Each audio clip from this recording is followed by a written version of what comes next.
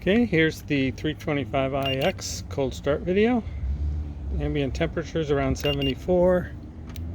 Now at the block, 67 degrees.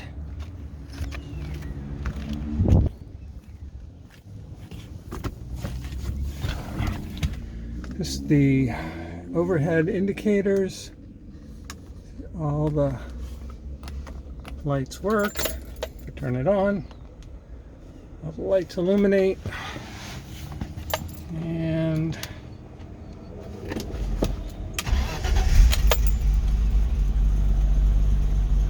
there's start. The tach is working right now. It doesn't always work.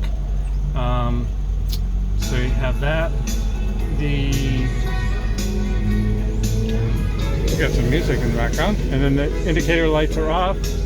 This onboard computer is not working, so that's not functioning. Everything else is working good. There you go.